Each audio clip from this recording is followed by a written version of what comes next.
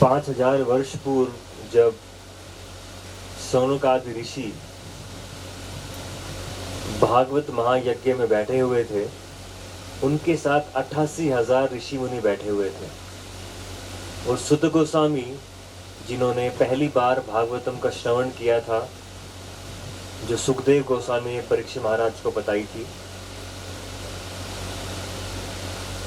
उस समय सब 88,000 ऋषि मुनियां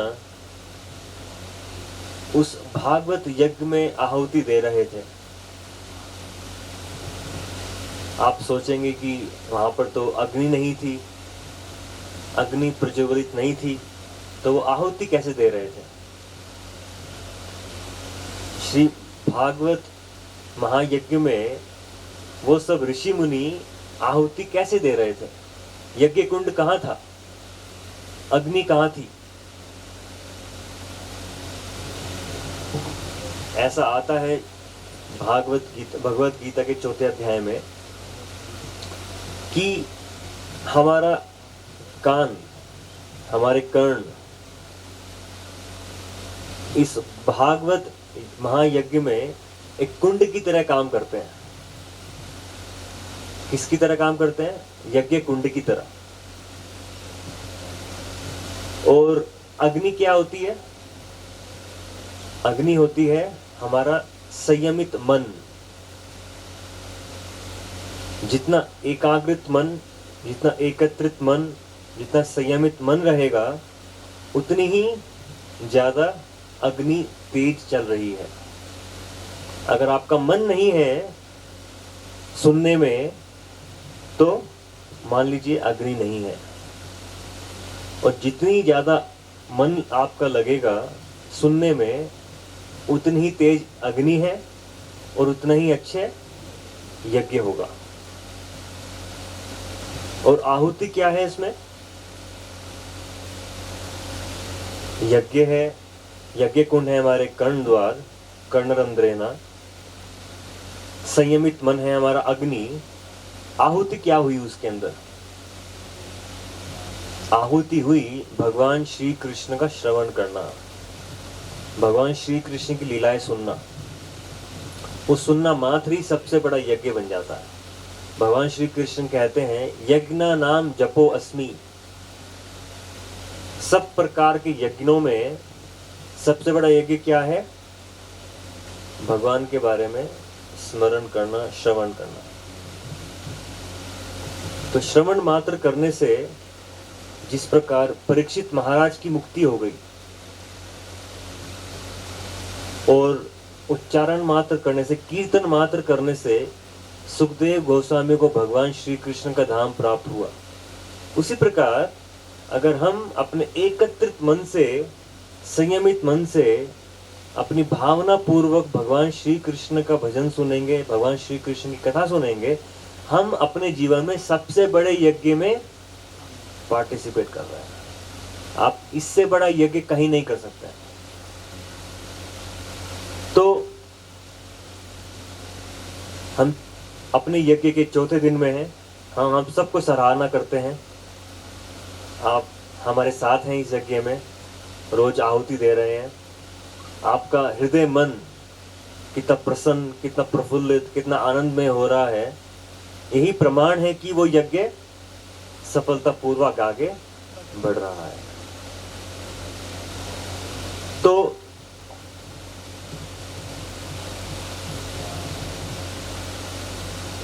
देवी होते हैं, देवता होते हैं इस ब्रह्मांड में, और सबसे प्रमुख देवता बताते हैं जो देवराज इंद्र।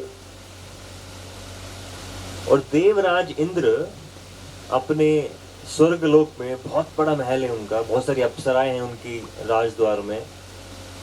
वो हमेशा आनंद में रहते हैं, भौतिक आनंद में रहते हैं। इतने आनंद में रहते हैं, इतने आनंद में रहते हैं कि सबसे बड़ा अमीर व्यक्ति इस पूरे ब्रह्मांड का, मान लीजिए आप पूरे के पूरे इस जगत, इस दुनिया के सारे वेल्थ, धन संपत्ति को इकट्ठा कर दें, एक व्यक्ति के नहीं, पूरे के पूरे धरती की आप धन संपदा एक जगह इकट्ठी कर लें, वो सारी की सारी धन संपदा जो आप इकट्ठी करेंगे पूरे के पूरे विश्व की, पूरी पूरी दुनिया की, पूरी धरती की, वो इंद्र के सामने एक बूंद मात्र भी नहीं है। इतना बड़ा साम्राज्य है इंद्र का। और नैसर्गिक सी बात है, जब आपके पास इतना ज्यादा धन, शक्ति, पावर आ जाती है तो हमेशा एक अहंकार आ जाता है। तो एक बार इंद्र बैठे हुए थे अपनी राज्यसभा में, वहां पर आए बृहस्पति। तो दो गुरु हैं पूरे ब्रह्मांड में, बृहस्पति और शुक्राचार्य। बृहस्पति जो हैं वो देवों के गुरु हैं और शुक्राचार्य जो हैं वो दानवों के गुरु हैं। जो बृहस्पति हैं वो हमें सिखाते हैं कि कैसे आध्यात्मिकता का ज्ञान बढ़ना चाहिए, कैसे आध्यात्मिक बुद्धि डेवलप करनी चाहिए। लोगों के पास बहुत ज्यादा बुद्धि होती है। आप जाइए, बाहर जाइए, इतने ज्यादा शार्प इंटेलिजेंट लोग हैं, इतनी तेज उनकी बुद्धि चलती है, लेकिन उन्हें भगवान के बारे में कुछ भी ज्ञात नहीं है। उन्हें तो लगता है कि भगवान एग्जिस्ट ही नहीं करते। मतलब उनके पास भौतिक बुद्धि तो है, लेकिन उनके पास आध्यात्मिक बुद्धि नहीं है। जो बृहस्पति देव हैं वो उद्धव के भी गुरु थे। उद्धव जो थे वो भगवान श्री कृष्ण के मित्र थे, वो डायरेक्ट डिसाइपल थे बृहस्पति देव के। और इंद्रदेव भी उनके शिष्य हैं। जैसे ही बृहस्पति उस राज्यसभा में आए तो क्या कर्तव्य बनता है एक शिष्य होने के नाते इंद्र देवता का, कि उठे अपने राजपाट से, थोड़ा स्वागत करे इंद्र मुनि का, बृहस्पति देवी का। लेकिन उन्होंने ना तो बृहस्पति की तरफ देखा, ना तो कोई जलपान कराया, ना कोई उन्हें सही जगह दी बैठने की, बिल्कुल इग्नोर कर दिया। तो जैसे ही उन्हें इग्नोर किया, उसी समय बृहस्पति समझ गए कि मेरे शिष्य के हृदय में क्या चल रहा है। उन्हें समझ आ गया कि मेरे शिष्य के हृदय में बहुत अहंकार चढ़ गया है, उनके मन में बहुत अहंकार चढ़ गया है। उसी समय बृहस्पति वहां से चले गए बिना कुछ बात किए। और जैसे ही बृहस्पति वहां से गए तो इंद्र देवता को अपनी गलती का एहसास हो गया कि मैंने कुछ बहुत बड़ा पाप कर दिया है आज, ऐसा मुझे नहीं करना चाहिए था। लेकिन उस समय तक बहुत देर हो चुकी थी। तो जैसे ही बृहस्पति नाराज हुए इंद्र से, सारे के सारे देवताओं की शक्ति क्षीण होने लगी। ऐसा बोलते हैं, आपने कितना भी शक्तियां कमा ली हो, लेकिन शुद्ध भक्त के प्रति एक अपराध सारे के सारे ऐश्वर्य को नष्ट कर देता है। अगर आपने हृदय के मन में शुद्ध भक्त के प्रति, एक संतों के प्रति आदर नहीं रहा, तो कितना भी आपने धन कमा लिया हो, कितना भी आपने बुद्धि कमा ली हो, सब जैसे सूखे घास की तरह होता है। लेकिन उसमें एक माचिस की तिल्ली पूरे के पूरे सूखे घास को खत्म कर देती है। तो अपराध होता है वो एक माचिस की तिल्ली की तरह होता है। तो उसी प्रकार सारा का सारा ऐश्वर्य सब क्षीण होने लगा देवताओं का। दूसरी तरफ शुक्राचार्य, सारे के सारे देवता शुक्राचार्य की सारी बात मानने लगे, उनकी सेवा करने लगे, बात मानने लगे, सब कुछ करने लगे, और उनकी शक्तियां बढ़ती जा रही थी। तो दानवों की शक्ति बढ़ती जा रही थी और देवताओं की शक्ति कम होती जा रही थी। तो हुआ क्या, उस समय सारे के सारे दानवों ने देवताओं के ऊपर धावा बोल दिया और उन्हें हरा दिया। उस समय सारे के सारे देवता परेशान होकर गए ब्रह्मा जी के पास। बृहस्पति को ढूंढने का प्रयास किया, लेकिन बृहस्पति नहीं मिले उनके। तो ब्रह्मा जी के पास गए। तो ब्रह्मा जी ने बोला, तुमने अपने गुरु की इज्जत नहीं करी, प्रणाम नहीं किया, स्वागत नहीं किया, तो भगवान ने सारा का सारा आपको जो फल वो पुण्य क्षीण कर दिए। तो अभी आपको जाके विश्वरूप है, जो तुष्टा का सन है, उनका पुत्र है, उन्हें जाके गुरु बनाइए और अपने यज्ञ आहुति शुरू कीजिए, ताकि आपकी शक्ति दोबारा लौटकर वापस आ सके। तो सारे के सारे देवता गए विश्वरूप के पास में, उन्हें मनाया कि आप हमारे गुरु बन जाइए, हम आपको स्वीकार करते हैं, और हमारे लिए आप एक यज्ञ कीजिए ताकि हमारी शक्ति दोबारा से दोबारा बढ़नी शुरू हो। तो शास्त्र में ये तरीका बताया गया है शक्ति ग्रहण करने का। शक्ति ग्रहण करने का तरीका ये नहीं कि आप खुद के बल पे शक्तियां कमाएं। शक्ति ग्रहण करने का तरीका क्या दिया गया है शास्त्रों में, पूरे ब्रह्मांड में जो चलता है, यज्ञ दान तपा क्रिया पावनानि मनीषिणः। भगवान श्री कृष्ण भगवद गीता में कहते हैं, यज्ञ दान तपस्या पावनानि मनीषिणः। 3 चीजें करनी चाहिए, यज्ञ दान और तप।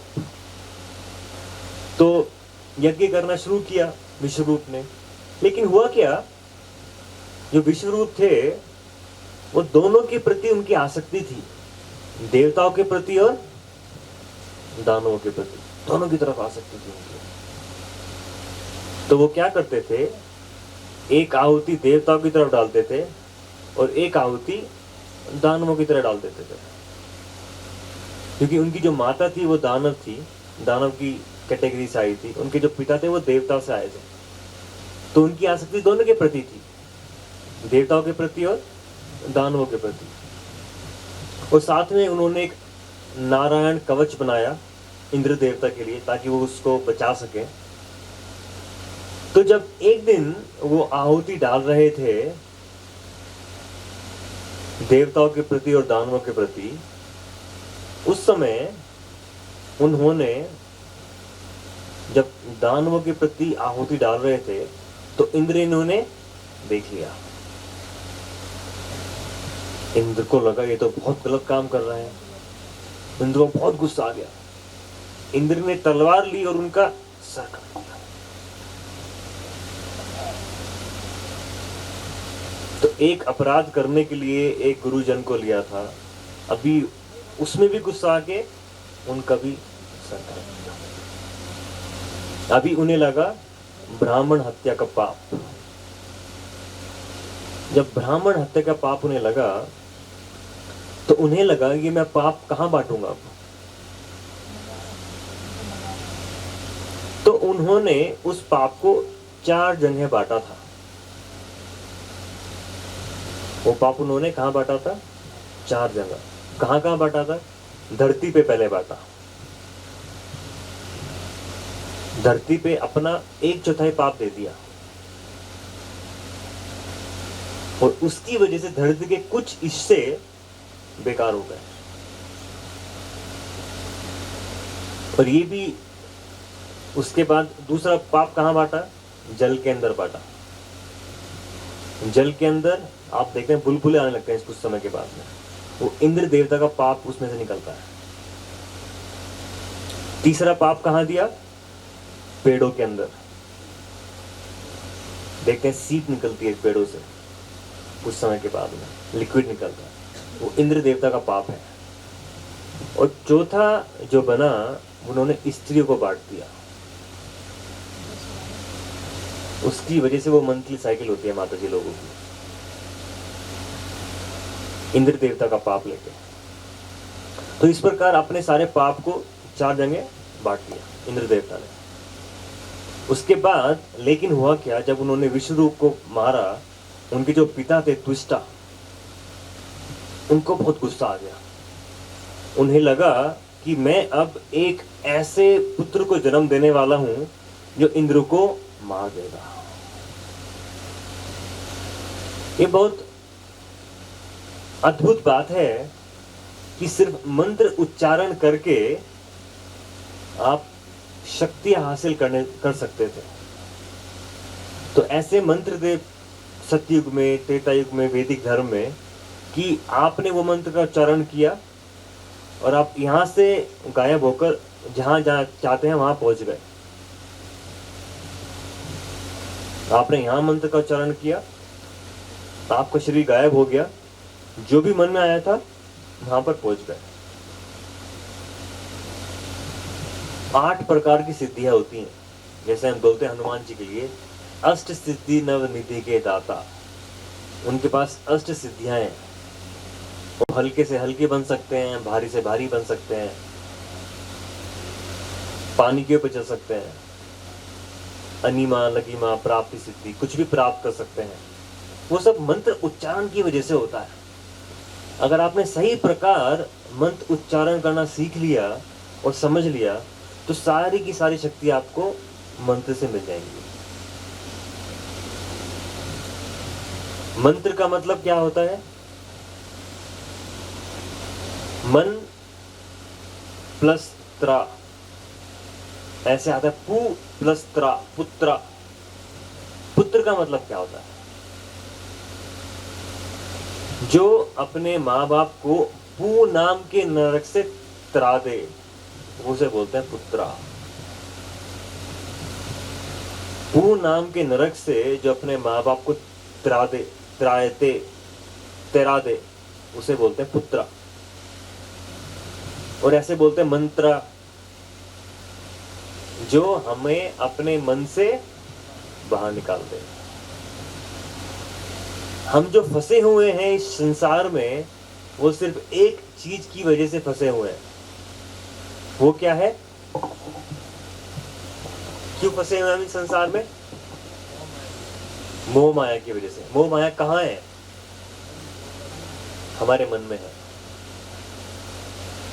हमारे अंदर है। असली दुश्मन कहाँ बैठा हुआ है? मन में बैठा हुआ है। हमने परसों पढ़ा था कि कौन हमारे दुखों का कारण है ना। किसको वो श्लोक याद है? क्या बताया था हमने? कौन हमारे दुखों का कारण है? ना अयम जनो कर्म सुख देखो हेतु। ना अयम जनो, कि कोई भी जन मेरे सुख दुख का कोई कारण नहीं है। ना अयम जनो कर्म सुख दुख हेतु। अगर कोई व्यक्ति, हमें लगता है कि उस व्यक्ति की वजह से मुझे परेशानी हो रही है, लेकिन वो व्यक्ति आपकी परेशानी का कारण नहीं है।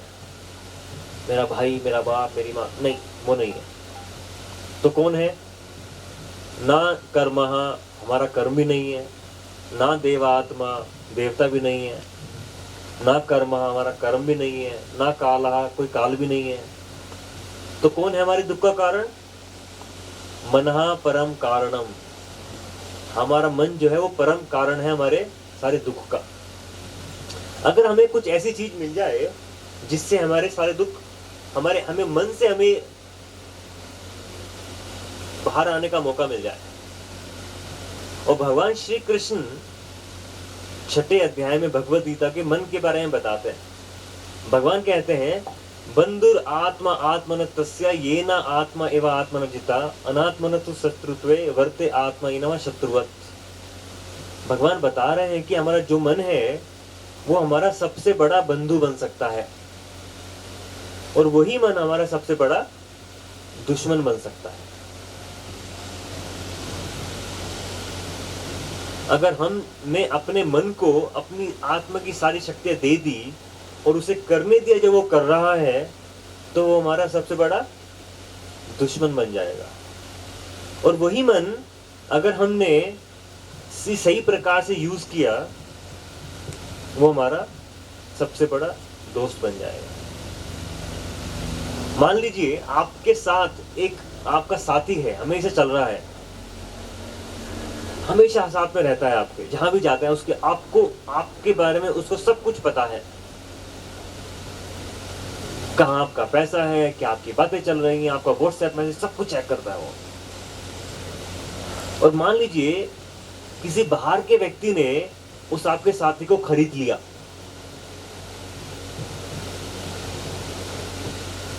तो आपके सबसे बड़े विनाश का कारण कौन बनेगा?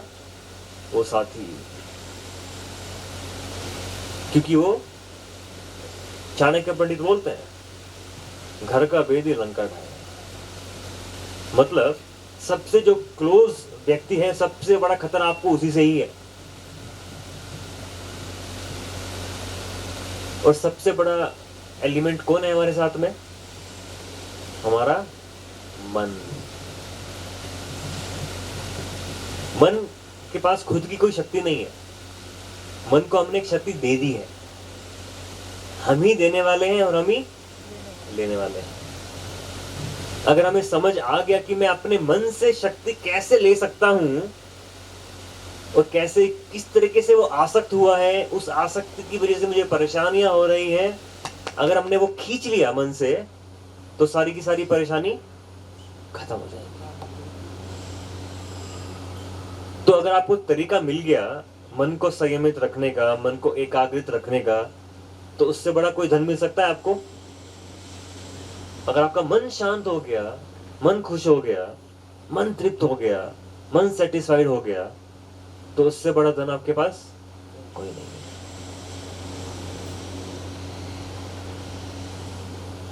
तो क्या तरीका है मन को तराने का? मंत्रा। जितना ज्यादा अपने मन को मंत्र सुनाएंगे, उतना ही ज्यादा हमारा मन हमारे संयम में रहेगा। या तो आप अपने मन को मंत्र सुनाओ, नहीं तो आपका मन आपको अपने मंत्र सुनाएगा। या तो आप अपने आप को वो मंत्र सुना लो, नहीं तो आपको मन के मंत्र सुनने को मिलेंगे। और मन के मंत्र क्या होते हैं? मन के मंत्र क्या होते हैं? डेंजरस। देख उसने तेरे साथ क्या कर दिया, देख उसको तेरे को खत्म करना है, देख तेरे को ज्यादा पैसे कमाने हैं, देख तू तो कुछ भी नहीं है, तुझे अपने आप को प्रूव करना पड़ेगा, देख अपने आप को प्रूव कर, वैलिडेट कर, अप्रिशिएट ले, ये कर वो कर। मन आपको कॉन्स्टेंटली टॉर्चर करता रहेगा। या तो आप मन के मंत्र को सुन लो, या मन को मंत्र सुना दो। आपके पास सिर्फ एक ही चॉइस है, मन के मंत्र को सुनो या मन को मंत्र सुनाओ।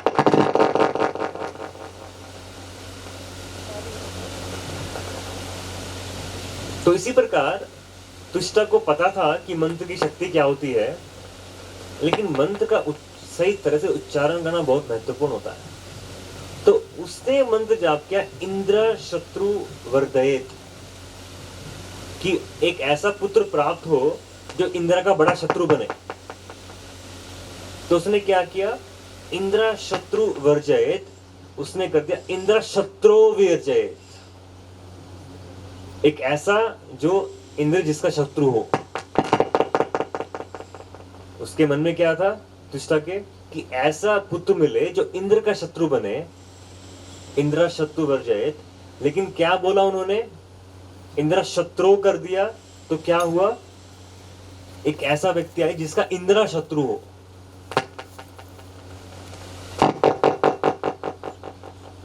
तो इसी हल्के से मंत्र के चेंज ने एक ऐसा खतरनाक दैत्य को जन्म दिया जिनका नाम पड़ा वृतासुरा।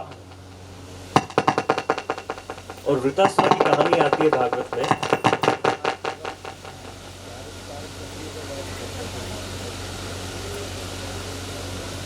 तो हमें समझ आता है कि मन को जो तरा दे उसे बोलते हैं मंत्रा। अगर हम या तो मन को मंत्र सुनाएं या मन का मंत्र सुने। अगर हम मन का मंत्र सुनेंगे तो वही चलता रहेगा जो अभी तक चलता आ रहा है। और क्या चलता आ रहा है? परेशानी, दुख, झंझट, आसक्ति, निरासक्ति, कामा, क्रोध, लोभ, मोह, मदम, आश्चर्य।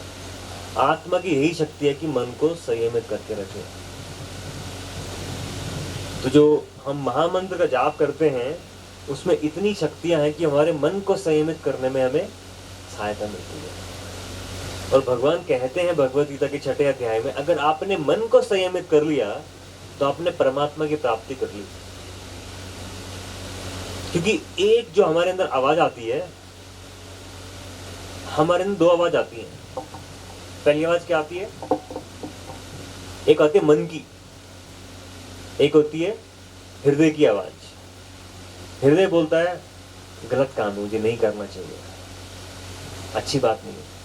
आती है ना मन में कॉन्शियस बोलता है, एक अजीब सा लगता है, कुछ गलत सोचते हुए कर तो अजीब सा लगता है मन में, नहीं करना चाहिए। मन बोलता है नहीं करना चाहिए। ऐसा बोला गया है शास्त्रों में कि सतयुग में देवता और दानव 2 अलग अलग लोकों में रहते थे। नरसिम्हदेव अवतरित हुए थे हिरण्यकशिपु को मारने के लिए स्वर्ग लोक में, और धरती पे रहते थे देवता, दानव रहते थे स्वर्ग लोक में, अलग अलग लोकों में थे सतयुग में। त्रेता युग में थोड़े और पास आ गए, एक ही धरती पर लेकिन अलग अलग देशों में, राम और रावण, श्रीलंका में और भारतवर्ष में। द्वापर युग में एक ही परिवार के अंदर आ गए, कंस और कृष्णा। जैसे युग कम बढ़ते जा रहे हैं, ऐसे देवता और दानव पास आते जा रहे हैं, करीब आते जा रहे हैं। और कलयुग में क्या हो गया है? वो सबसे क्लोज आ गए, सबसे करीब आ गए।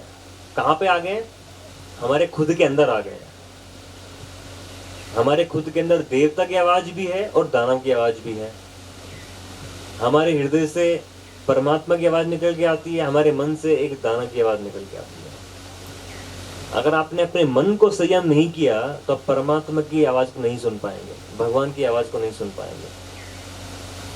तो हरे कृष्ण महामंत्र जाप करके, हरि नाम की कृपा लेकर, बिना हरि नाम की कृपा के हम अपने मन को संयम नहीं कर पाएंगे। और हरि नाम तभी मिलेगा जब कृष्ण की कृपा होती है। कृष्ण की असीम कृपा के बिना हरि नाम नहीं मिलता। तो अगर कृष्ण की कृपा ना हो तो हरि नाम नहीं मिलेगा।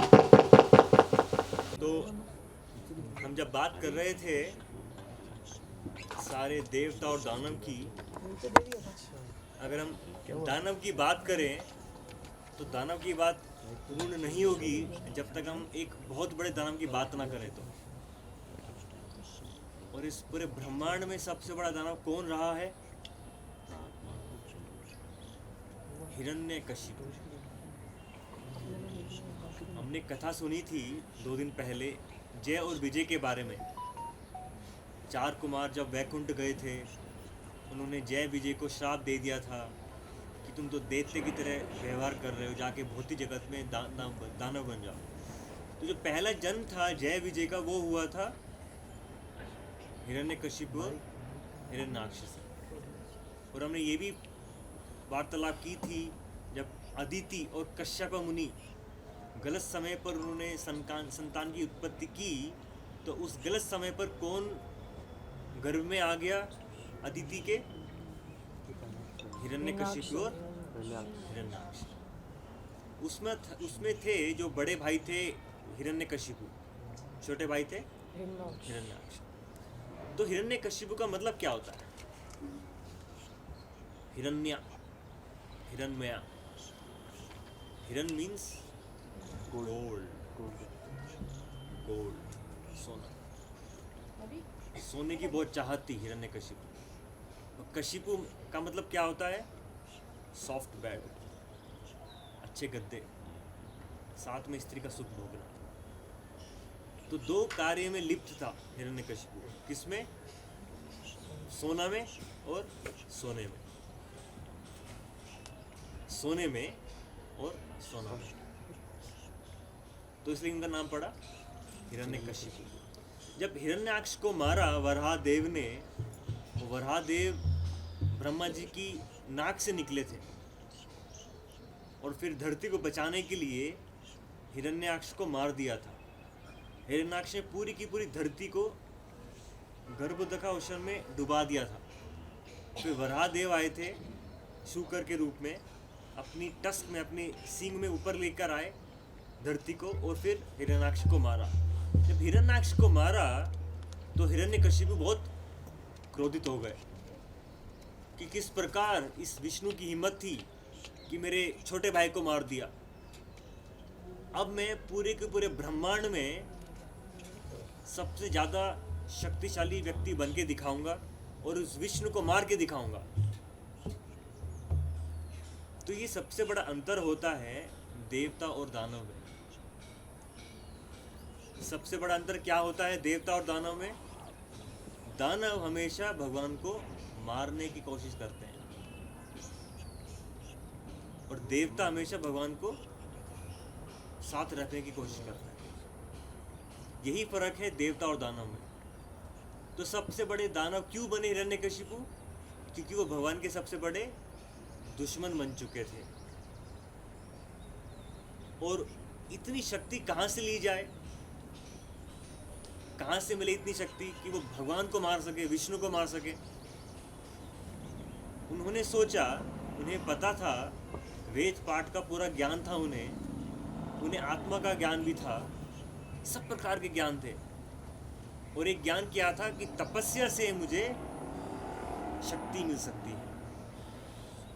अगर मुझे सबसे ज़्यादा शक्ति चाहिए तो मुझे सबसे ज़्यादा तपस्या करनी पड़ेगी। जितनी ज़्यादा मैं तपस्या करूँगा उतनी ज़्यादा शक्तियाँ मिल जाएंगी। लेकिन हमने देखा ब्रह्मा जी ने भी तपस्या की थी, कर्दम मुनि ने भी तपस्या की थी। तो उनकी तपस्या में और हिरण्यकशिपु के तपस्या में क्या अंतर रहा? दोनों तपस्या कर रहे हैं, दोनों ताप रहे हैं अपने आप को। क्या फर्क रहा दोनों? फर्क ये रहा, एक तो भगवान का कार्य सिद्ध करने के लिए तपस्या कर रहे थे और एक भगवान को मारने की कोशिश करके तपस्या करने के लिए तपस्या कर रहे थे। तो जब भी हम कुछ कार्य करें, तपस्या करें जिससे भगवान हमारे जीवन से दूर जा रहे हैं, तो समझिए कि वो एक राक्षसी तपस्या है। और जब भी कोई तपस्या करें जो हमें भगवान के निकट लेके जा रहा है, उसे बोलते हैं सात्विक तपस्या। सात्विक तपस्या, राजसिक तपस्या और तामसिक तपस्या।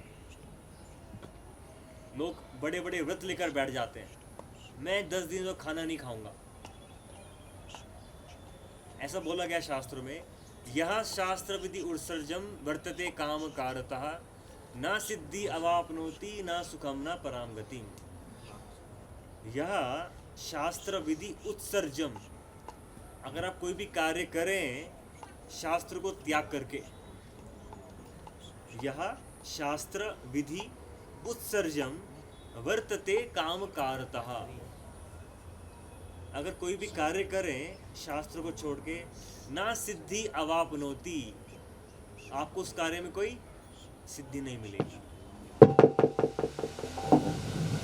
ना सिद्धि अवापनोति ना सुखम, उससे आपको कोई सुख नहीं मिलेगा, ना पराम गतिम, ना ही उससे आपको परम गति मिलेगी। तो जीवन में जो भी तपस्या करें वो भगवान के और शास्त्र के अनुसार करें। कोई भी तपस्या शास्त्र के विरुद्ध आप कर रहे हैं, अपने मन से कर रहे हैं, तो उसकी कोई वैल्यू नहीं है।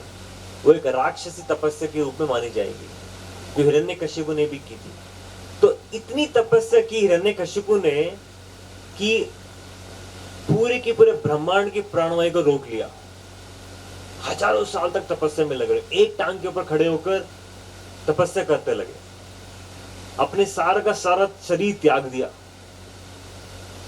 पूरे के पूरे शरीर के ऊपर एक चींटे का पहाड़ बन गया और चींटियों ने पूरा का पूरा शरीर खा लिया हिरण्यकशिपु का। फिर भी अपनी सांस रोककर खड़े हुए थे, आत्मा थी, सांस भी आ रही थी, लेकिन शरीर खत्म हो चुका था। तो पूरे ब्रह्मांड में हाहाकार मच गया, ये क्या हो रहा है, बचाइए। सब लोग गए ब्रह्मा जी के पास में और वो ब्रह्मा जी की तपस्या कर रहे थे, ब्रह्मा जी को लेके आने के लिए तपस्या कर रहे थे हिरण्यकशिपु। तो ब्रह्मा जी ने कहा मैं जाता हूँ, मैं जाके रोक के आता हूँ। तो ब्रह्मा जी आए, ब्रह्मा जी ने कहा कहाँ है हिरण्यकशिपु? दिख ही नहीं रहे, चींटियों का पहाड़ है। तो चींटी के पहाड़ को हटाया, अपने कमंडलू में से पानी लेके उसके ऊपर डाला। जैसे ही डाला पानी लेकर, उसी समय हिरण्यकशिपु ने अपना नई शरीर को धारण कर लिया। और नया शरीर इतना मजबूत था कि मानो लोहे की हड्डियां उसमें लगा दी हो। बहुत ताकतवर शरीर मिल गया हिरण्यकशिपु को ब्रह्मा जी की कृपा से। तो फिर पूछा ब्रह्मा जी ने, मांगो बस, क्या मांगना है, मैं तुम्हें यहाँ पर कुछ वर देने आया हूं। ध्रुव महाराज ने क्या कहा था जब भगवान श्री कृष्ण ध्रुव महाराज के सामने आए थे? तो क्या तपस्या मांगी थी, क्या वर मांगा था ध्रुव महाराज ने? वो तो उस इच्छा से बैठे थे व्रत में, स्थानाभिलाषितो तपोस्थितो हम। लेकिन बाद में मांगा क्या? तम प्राप्तवान देवम मुनीन्द्र गुह्यम काचन विचिन्नम अपि दिव्य रत्नम। मैं तो कांच के टुकड़े के पीछे भाग रहा था और मुझे क्या मिल गया? दिव्य रत्न। अपने खोए हुए दिव्य रत्न को ढूंढने हम निकले थे, वो मिल गया उनको। और सबसे बड़ी बात क्या है कि हमें पता भी नहीं है कि हमारा दिव्य रत्न खो चुका है। तो दुख की बात ये नहीं कि हमने अपना दिव्य रत्न खो दिया है, उससे बड़ी दुख की बात क्या है कि हमें पता भी नहीं कि हमने वो खो दिया है। जब तक पता नहीं होगा तो क्यों ढूंढेंगे? हमें पता भी नहीं कि क्या दिव्य रत्न है भगवान की खुद की महिमा, भगवान के साथ संबंध। लेकिन हिरण्यकशिपु को क्या चाहिए था? ब्रह्मा जी सामने आए, ब्रह्मा जी ने बोला, मांगी क्या वर मांगते हैं आप? हिरण्यकशिपु ने सोचा, अभी मुझे ब्रह्मांड का सबसे ज्यादा शक्तिशाली दैत्य बनना है, उसके लिए मुझे अमर होना पड़ेगा पहले। तो ब्रह्मा जी से बोला कि मुझे अमर कर दो। यही सोच होती है दानवों की कि मैं इतना पैसा कमा लूं कि मैं ऐसे ट्रीटमेंट करा लूं कि मेरी शरीर कभी मरे ही नहीं। वो प्रकृति के नियम के उल्लंघन करते हुए सोचते हैं कि मेरा शरीर एज इट इज रहे। कई लोग नॉर्थ अमेरिका में कराते हैं कि पूरा का पूरा शरीर फ्रीज कर दो, 200 साल के बाद उठाना है उसको। अपने शरीर के क्लोन बना देते हैं, कुछ करके सोचते हैं कि मैं ये शरीर हमेशा के लिए चलता रहे मेरा। क्यों? क्योंकि पहले 50-60 साल तो पूरा अच्छे से तपस्या करके धन कमा लिया, लेकिन जब धन को भोगने का समय आया तो ना तो इंद्रियां काम कर रही हैं जिससे भोगेंगे, और ना शक्ति है शरीर में, क्या करे भोग के। तो उस पैसे को लगा देते हैं वापस जवान बनने के लिए। पहले जवानी खो देते हैं पैसा कमाने के लिए, फिर पैसा खो देते हैं जवान बनने के लिए। ये होती है दैत्य की सोच कि शरीर चलता रहे। यही सोचा हिरण्यकशिपु ने, शरीर चलता रहे तभी तो अमर बनूंगा, तभी तो सबसे बड़ा दानव बन पाऊंगा। ब्रह्मा जी ने बोला, मैं खुद भी अमर नहीं हूं, मुझे भी शरीर त्यागना है। अब मैं तुम्हें कैसे वो वर दे दूं? हर एक व्यक्ति हमेशा के लिए जीना चाहता है। मुझे एक व्यक्ति बताइए जो मरना चाहता है। डिप्रेशन अलग बात है, उसके पास कुछ धन नहीं है, अलग बात है, पत्नी नहीं है, अलग बात है, बच्चे नहीं है, अलग बात है, लेकिन सब कुछ होने के बावजूद भी वो मरना चाहता है। कोई नहीं मरना चाहता। क्यों? हमारे अंदर ऐसी प्रवृत्ति क्यों है? क्योंकि हम मरना नहीं चाहते हैं। क्योंकि आत्मा अमर है, क्योंकि आत्मा अमर है और हमें पता है अपने हृदय में कि मैं एक आत्मा हूं, लेकिन उसको भूल गए। पता है मैं अमर हूं, लेकिन सही तरीका नहीं पता है कि अमर कैसे हुआ जाए। हम सोचते हैं इस शरीर को अमर करके हम अमर बन जाएंगे। तो ब्रह्मा जी ने बोला, मैं खुद अमर नहीं हूं, मैं कैसे तुम्हें अमर का वरदान दे दूं? तो फिर बहुत सोचा हिरण्यकशिपु ने, इतनी तपस्या तो कर ली मैंने, और ये बोल रहे कि अमर का ज्ञान वरदान नहीं देंगे, अब क्या मांगू? बहुत ज्यादा बुद्धि लगाने के बाद एक कंक्लूजन पे पहुंचे। बोल के, अच्छा एक काम करो, ऐसा वरदान दो कि मैं ना तो दिन में मरूं ना शाम को मरूं। ना धरती पे मरूं ना आकाश में मरूं, न किसी नर से मरूं ना किसी दानव से, न किसी पशु से मरूं, न किसी अस्त्र से मरूं ना किसी शस्त्र से मरूं, ऐसा वरदान दे दीजिए। वो बेसिकली ब्रह्मा जी को बेगो बनाना चाहते थे। ठीक है, तथास्तु, वर मिल गया हिरण्यकशिपु को। और उसी समय जब उन्हें वर मिल गया तो वो अपने घर वापस आए। जब अपने घर वापस आए तो उस समय उनके उसके बाद कयादुन की पत्नी थी, उनकी पत्नी से 4 बेटे हुए, और उसमें से एक बेटे का नाम था प्रहलाद। प्रहलाद का मतलब क्या होता है? प्रकृष्ट रूपेण आह्लाद इति प्रहलादा। जो प्रकृष्ट रूपेण, वो बहुत ज्यादा आह्लाद है जिसके अंदर। आह्लाद क्या होता है? प्रेम, खुशी, शांति, आह्लाद, आनंद, परम आनंद। तो प्रकृष्ट रूपेण आनंद इति परमानंद, प्रकृष्ट रूपेण आह्लाद इति प्रहलाद। तो जब प्रहलाद महाराज थे, 5 साल के पुत्र थे उनके, वो शांत, तितिक्षस्व, कारुणिकः, सुहृद सर्वदेहिनः, सब देवी क्वालिटी इनके अंदर थी। तो ऐसा सोचा गया, इतना बड़ा दानव का पुत्र इतना अच्छा भक्त कैसे बन सकता है?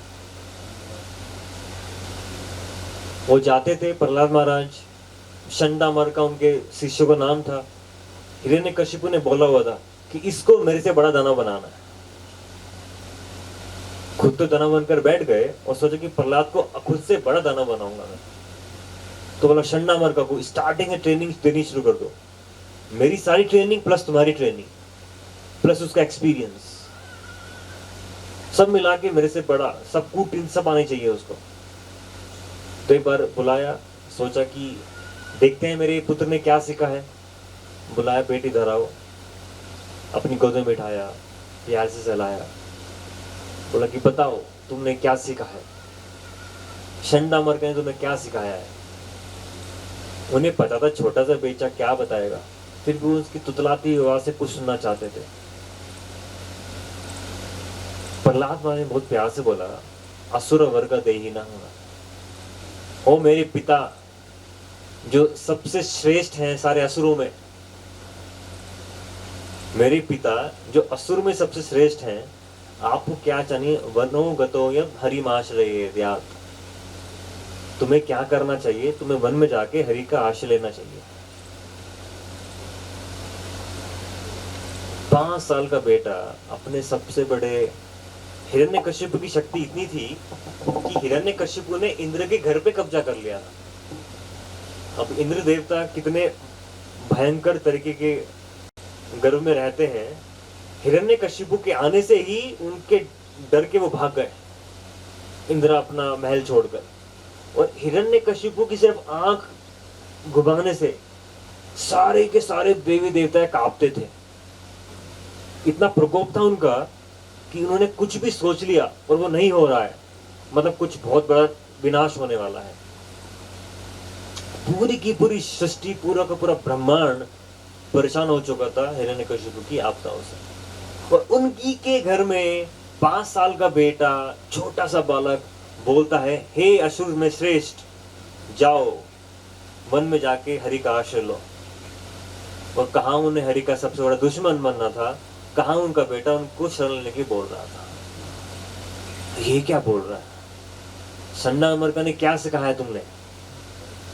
तो उन्हें लगा कि कोई आता होगा सिखाने के लिए इन बच्चों को। शंडामर्का से इसे ध्यान नहीं रखे हैं प्रहलाद का, तो उनको वो डांटने लगे शंडामर्का को कि नहीं हम सब कुछ सही कर देंगे, आप हमें थोड़ा और समय दीजिए, हम सिखाएंगे, अच्छे से कूटनीति सिखाएंगे इसको, अच्छे से राज्य करने सिखाएंगे, आपसे भी बड़ा सुर बना के दिखाएंगे इसको। तो शंडामर्का दोबारा ले गए प्रहलाद को, प्यार से बोला, बताओ कहाँ से कौन आ रहा है तुम्हें सिखाने के लिए? विष्णु के दूत कहाँ से आ रहे हैं? कौन तुम्हें प्रवचन दे रहा है इस बात के? और देखा कि कोई आता भी नहीं है।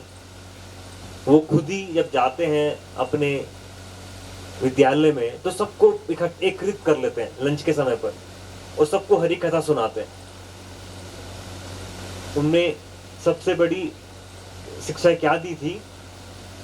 मतिर्न कृष्णे परतो सुतोवा मितो विपत्ति ग्रहवतानाम अनांत गुरबी बचताम तमिश्रम पुनस पुनस चर्विता चर्वणानाम। कि हम जो जीवन में कर रहे हैं वो पुनस पुनस चर्विता चर्वणानाम कर रहे हैं। मान लीजिए आप गए एक गन्ने के जूस वाले के पास में, आपने बोला इस गन्ने का जूस निकाल दो। उसने गन्ने का जूस एक बार निकाला, कुछ जूस निकल गया। फिर क्या करता है? गन्ने वाला फेंक देता है उसको? नहीं, पकड़ के दोबारा डाल देता है। फिर कुछ जूस निकला, फिर पकड़ा, फिर फेंक दिया? नहीं, एक बार और डाल दिया। फिर कुछ जूस निकला, फिर एक बार और डाल दिया। डालते ही रहा, डालते रहा, डालते रहा। पुनस पुनस चर्विता चर्वणानाम। हम पता नहीं कितने जन्म जन्मांतर तक वही कार्य करते आ रहे हैं। आहार निद्रा भय मैथुनम चा। खा रहे हैं, सो रहे हैं, सब कुछ सेम चल रहा है। सोचा कि इसकी क्वालिटी को कैसे बढ़ाया जाए। इस बार खाने में कुछ आनंद नहीं आया, अगली बार आ जाएगा। इस तरीके की लड़की में आनंद है, उस तरह की लड़की में आनंद आ जाएगा। इतने धन में आनंद नहीं है तो थोड़े और धन में आनंद आ जाएगा। देखते हैं बहुत सारे व्यक्ति हैं जिनके पास वो सब कुछ है जो हमें चाहिए और हमें लगता है कि उससे हमें आनंद मिल जाएगा। अगर ऐसा होता तो जिसके पास वो है तो वो भी आनंद में होना चाहिए था। इलोन मस्क, कितना पैसा है उसके पास? लाखों करोड़ रुपया। और वो इंटरव्यू में बोल रहा है कि मुझे पता नहीं कि लाइफ का उद्देश्य क्या है, जीवन में पैसे क्यों कमा रहा हूं, जीवन का पर्पस क्या है। इतना परेशान व्यक्ति है इलोन मस्क। मेरे कुछ एक मित्र थे, उनकी साथ काम किया उन्होंने बोला कि एक सेकंड भी वो शांत नहीं रह सकता, कुछ ना कुछ करते रहना है, कुछ ना कुछ करते रहना है। उसके आसपास है मतलब आप परेशान हो जाओगे, उसके आसपास भी बैठा नहीं सकते आप। इतना अशांत व्यक्ति है। इतना पैसे होने के बावजूद भी इतना शांति कैसे आ सकती है उसके मन में? इसका मतलब क्या है कि हमें पैसे से कभी शांति नहीं मिल सकती। तो किससे शांति मिलेगी? प्रहलाद महाराज बताते हैं, श्रवणम कीर्तनम विष्णु स्मरणम पाद सेवनम अर्चनम वंदनम दास्यम साख्यम आत्मनिवेदनम। प्रहलाद महाराज इस श्लोक में 9 प्रकार के भक्तियों का वर्णन कर रहे हैं। 9 विधा भक्ति। वो स्टार्ट कहां से होता है? श्रवणम कीर्तनम विष्णु। विष्णु का श्रवणम करना और कीर्तन करना, स्मरणम करना, उनको याद करना, अर्चनम करना, उनकी पूजा करना, वंदनम करना, उनको प्रार्थना करना, दास्यम, उनके जो ऑर्डर है उनको कैरी आउट करना, उनकी बात आज्ञा का पालन करना, साख्यम, अपने हृदय को पूरी तरह उनके आगे रख देना, साख्यम आत्मनिवेदनम, अपने पूरी की पूरी आत्मा को उनके प्रति समर्पित कर देना। ये 9 विधा भक्ति हैं। इन 9 विधा भक्ति में से आप एक का भी आश्रय ले लेंगे तो आपको परम शांति का, परम आनंद का अनुभव हो जाएगा। ये है प्रहलाद महाराज की शिक्षाएं। श्रवणम, सुनना भगवान के बारे में, भगवान का नाम सुनना, भगवान की कथा सुनना। कीर्तनम, उनका उच्चारण करना, नाम जाप करना। वंदनम, भगवान को प्रार्थना करना, भगवान का स्मरण करना। सबसे बड़ा स्मरण क्या कर सकते हैं भगवान का? आपके जीवन में भगवान ने किस प्रकार सब कुछ दिया है आपको। जो भी आपको मिला है वो भगवान की कृपा के नहीं मिल सकता। जो भी मिला है आपको, ये शरीर मिला है वो भी भगवान की कृपा की वजह से ही मिला। तो अपने मन में भावना रखना कि भगवान ने मुझे कितना कुछ दिया है, अगर वो भगवान मुझे ना देते तो मेरा क्या होता। सोचिए, हम देखते हैं कि हम देख सकते हैं, सुन सकते हैं, बोल सकते हैं, वो पूरा वी टेक इट, मतलब गारंटी ले लेते हैं कि यह तो होता ही है। आप जाइए किसी हॉस्पिटल में, किसी सरकारी हॉस्पिटल में, किसी की आंखें नहीं है, कोई सुन नहीं सकता है, कोई बोल नहीं सकता है, कोई चल नहीं सकता है। ये स्वस्थ शरीर ही भगवान की दया है। तो हमें रोज भगवान का प्रार्थना करनी चाहिए कि भगवान को याद करना चाहिए कि भगवान आपने मुझे कितना कुछ दिया है। फिर पूछा प्रहलाद महाराज के दोस्तों ने कि तुम्हें इतना ज्ञान आया कहां से? हम देखते हैं सारे के सारे जो अध्यापक हैं वो सेम अध्यापक हैं, आपको भी वही पढ़ाते हैं, हमें भी वही पढ़ाते हैं। तो प्रहलाद महाराज ने बताया, जब मेरे पिताजी हिरण्यकशिपु तपस्या करने गए थे मंदारा हिल में, उस समय इंद्रा ने आकर मेरी माँ को किडनैप कर लिया था, अपहरण कर लिया था उनका। इंद्रा ने क्या किया? कयादु का अपहरण कर लिया था। अपहरण क्यों कर लिया था? इंद्रा ने सोचा कि हिरण्यकशिपु एक ही राक्षस कितनी परेशानी खड़ी कर रहा है, इसका बेटा होगा तो उससे भी बड़ा राक्षस होगा, तो उसको कोख में ही खत्म कर दो।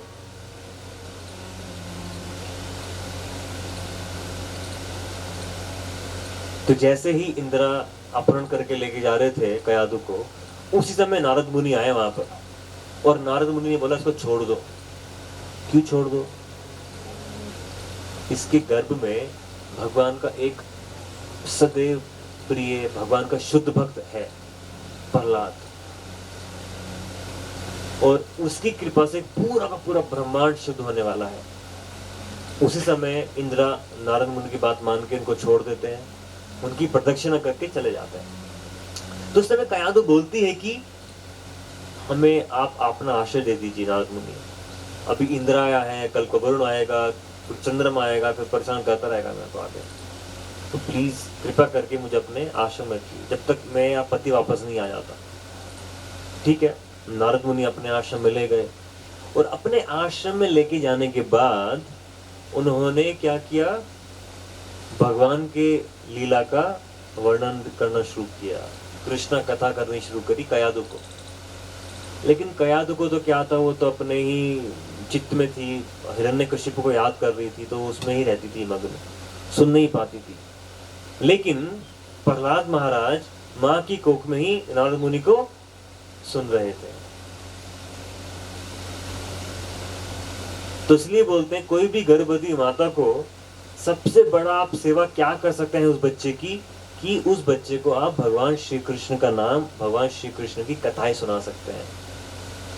जो संस्कार उसके गहन मन पे चला जाता है कोख में, उससे बड़ा संस्कार कभी नहीं जाता।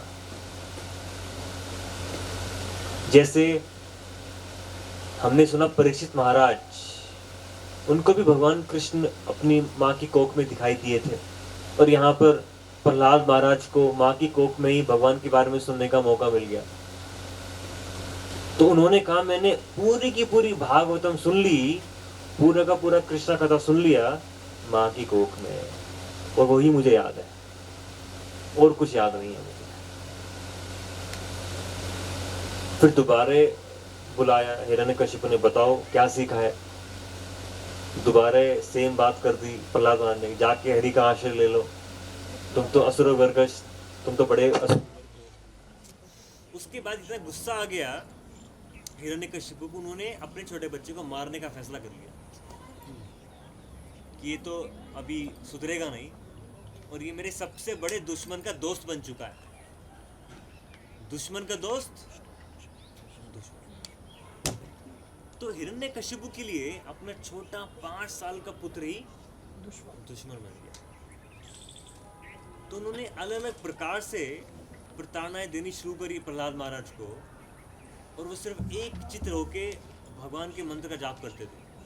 ओम नमो भगवते वासुदेवाय, ओम नमो भगवते वासुदेवाय, ओम नमो भगवते वासुदेवाय, ओम नमो भगवते वासुदेवाय। उन्होंने क्या किया? एक बहुत बड़े पहाड़ के ऊपर लेके चले गए। अब सोचिए क्या चल रहा होगा प्रहलाद महाराज के मन में। अगर मेरा कोई दुश्मन है, एक ही शहर में मेरा कोई दुश्मन रहता है, बहुत शक्तिशाली दुश्मन है, तो आप घर पे आराम से रह पाएंगे? एक ही शहर में जो बहुत शक्तिशाली है, बहुत बड़ा दुश्मन बन गया आपका, नहीं रह पाएंगे आप उस घर पे, उस जगह पर। सोचिए आपके घर पे ही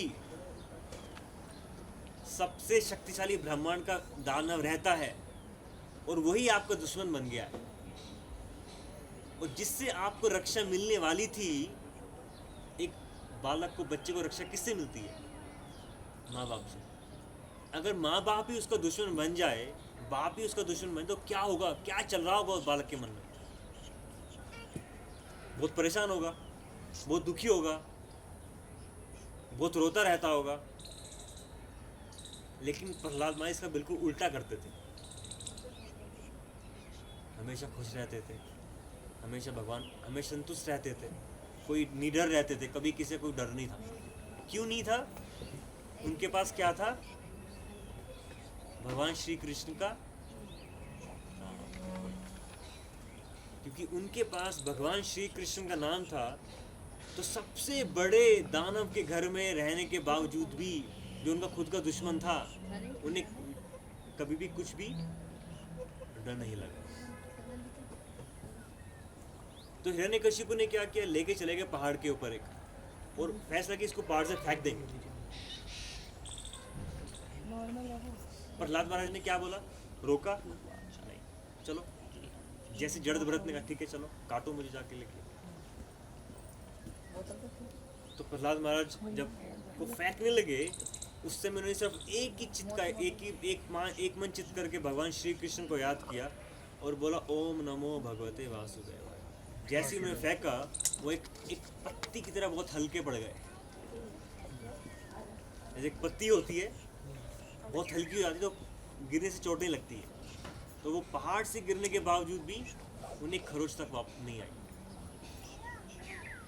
हिरण्यकशिपु ने सोचा ठीक है, इसको हाथी के पैर के नीचे दबा के मार देते।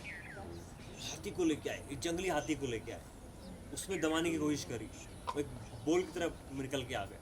इतने फ्लेक्सिबल हो गए, इतने हल्के हो गए, इतने फ्लेक्सिबल हो गए।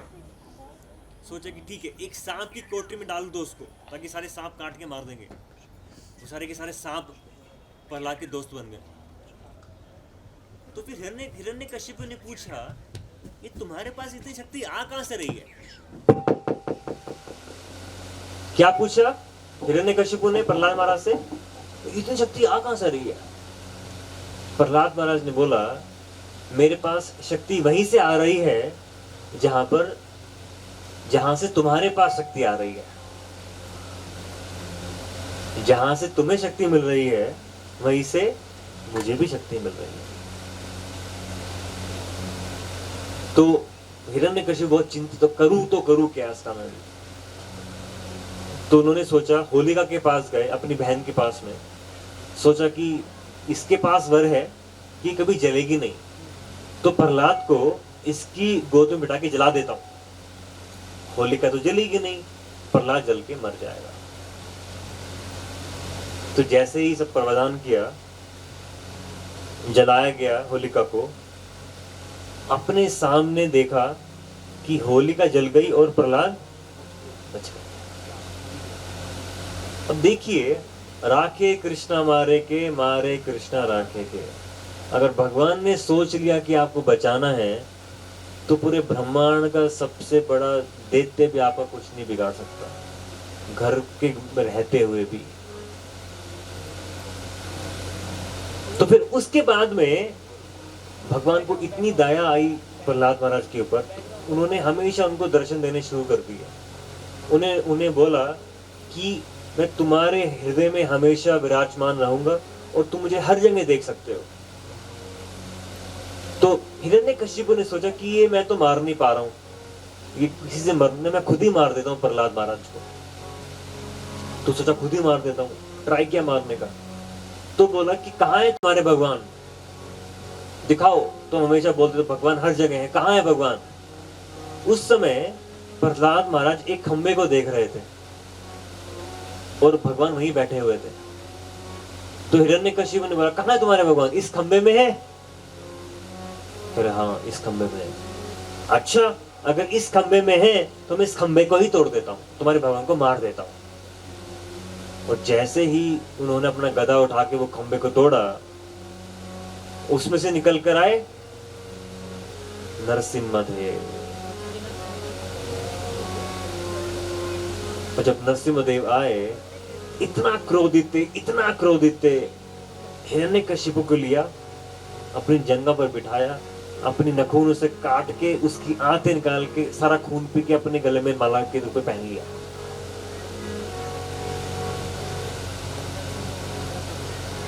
तो उस समय बोला गया है कि लक्ष्मी भी डर गई हिरण्यकशिपु को, नरसिम्हदेव भगवान का वो अवतार देखकर। और लक्ष्मी ने बोला, प्रहलाद तुम ही जा सकते हो, तुम ही शांत कर सकते हो, तुम्हारे लिए यही अवतरित हुए हैं भगवान नरसिम्हदेव। जब भगवान के पास गए प्रहलाद महाराज, बहुत स्नेह दिया प्रहलाद महाराज को नरसिम्हदेव ने, और बोला कि मांगो, क्या मांगना है। उन्होंने बस यही मांगा। पहले तो बोला कि भगवान तुमने मुझे बनिया समझा हुआ है, बनिया नहीं हूं मैं कि मैंने आपकी भक्ति करी बदले में कुछ मांगूंगा आपसे, नहीं, मुझे कुछ नहीं चाहिए आपसे, मुझे बस आपके शुद्ध भक्त की सेवा चाहिए। अगर आपकी शुद्ध भक्त की सेवा मिल गई तो मेरा जीवन उद्धार हो जाएगा। अगर आपको देना ही है तो इस मेरे पिता, मुझे पता है आप बहुत रुष्ट हैं इस दानव से, लेकिन आप इसकी मुक्ति कर दीजिए बस। इतना परेशान होने के बावजूद भी कितना दया का भाव था प्रहलाद महाराज के हृदय में। इसलिए बोला जाता है कि हमारे हृदय में प्रहलाद महाराज भी हैं और हमारे हृदय में हिरण्यकशिपु भी हैं। अगर हम अपने हृदय के प्रहलाद महाराज को बचाना चाहते हैं तो हमें नरसिम्हदेव का आश्रय लेना पड़ेगा। तो प्रहलाद महाराज इस श्लोक में बोल रहे हैं कि हे नरसिम्हदेव, जिस प्रकार आप आए थे अपने वचनों को पूरा करने के लिए, आप हमेशा अपने भक्तों को बचाते हैं और अपने प्रिय भक्त ब्रह्मा के दिए हुए सारे वरदान का पूर्ति करते हुए, ना तो आपने उसे दिन में मारा, न रात में मारा, संध्या के समय मारा, न बाहर मारा, न अंदर मारा, कोर्टयार्ड में मारा, न धरती पे मारा, न आकाश में मारा, अपने जंगा पे मारा, ना किसी इंसान से मरे, ना किसी जानवर से मरे, एक नर सिम्हा से मरे, ना तो किसी अस्त्र से मारा, अपने नखूनों से मार दिया। इसी प्रकार मेरे हृदय में भी आप आ जाइए। जिस प्रकार आप हिरण्यकशिपु को मारने आए थे, मुझे बचाने आए थे, इसी प्रकार हे भगवान नरसिम्हदेव मेरे हृदय में भी आविर्भाव कीजिए और मेरे सारे के सारे कर्म आशयों को रंध्या कर दीजिए। मेरे सारे दैत्य जैसी प्रकृति को रंध्या कर दीजिए। मेरे सारे दानव को मार दीजिए, ताकि क्या हो जाए, अभयम अभयम, मैं हमेशा के लिए अभयम हो जाऊं। जिस प्रकार प्रहलाद महाराज अभयम हो गए थे, फियरलेस हो गए थे, कोई डर नहीं लग रहा था, उसी प्रकार मैं भी वो फियरलेसनेस, वो अभयम आ जाए मेरे अंदर। तो ये प्रार्थना हमें रोज करनी चाहिए नरसिम्हदेव भगवान से कि हे भगवान, मेरे अंदर कुछ भी मैल है उसको आके अपने नखून से काट के फेंक दीजिए, ताकि मेरे अंदर का भक्त प्रहलाद